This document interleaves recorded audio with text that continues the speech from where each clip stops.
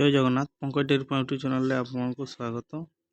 तो आज हो जून 14 तारीख जेहेतु आज रज तो सका जल्दी उठिकी कम फाम सारी देती क्या घर लोक भी आज किसी साहाଯ୍य करें ना कारण मुझे सब एकला घर लोक घर कम व्यस्त रही तो झाड़ू जल्दी उठिकी कम सारी देती।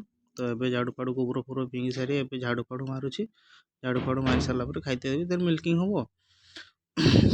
तो मो फार्म रे बे किछि छोटा मोटा चेंजेस होती जहाँफल मु वीडियो आनी पारुना टिके रही जाऊँगी वीडियो आनिबारे तो या तो चेष्टा करी टिके वीडियो जल्दी आने पे। तो मो फार्म रे बहुत जन फोन कर मेसेज कर जे गाई सेल अच्छी कि नहीं भाई मो पाखे गाई सेल नहीं।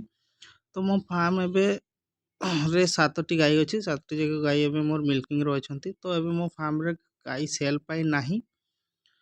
तो जोटा आपण मैंने वीडियो रे देखुंट से सेल ऑलरेडी हो सारी से सेल वर्षे आगुरी हो सारी से वीडियोटा बहुत पुराना वीडियोटा जो मैंने भी वीडियो देखुंट तो सेठी टाइम लाइन लेखाई देखिपे केते दिन आगुरी छाड़ाई कौन है से सब जिन वीडियो रे अच्छी। तो ये फार्म मोर ठीक ठाक चली छोट मोट प्रॉब्लम आसूची क्षीर कमुची बढ़ुची चली सिस्टम। तो फार्म ए ठीक ठाक चली जो मैंने भी फार्म करने चाहते किसी भी जो मैंने फोन कर पचार भाई डेयरी फार्म खोलवा ना नहीं केमती कौन करवा कौन किस प्रॉफिट अच्छी ना नहीं न कौन।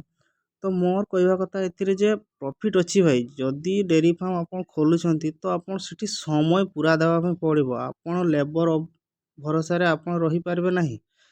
हाँ लेबर गोटे दुटा रखिले ठीक अच्छे आपड़ जा सबुदिन किंतु आपको विजिट करने पड़ो कौन गायर कौन असुविधा होची कौन न होची केमती खाइबा दिया यार प्रोडक्शन कहीं कमिला कौन सब कुछ जिनस आपको देखापी पड़ो। तो जहाँपर कि डेयरी फार्म खोलने आपको प्रॉफिटा देखापी मिल। तो मो फार्म रे एबे छोटा मोटा चेंजेस होती तो एबे मु चेष्टा करी वीडियो नहीं आसवाई। यदि वीडियोटा भल लगे लाइक करें शेयर करें। Thank you.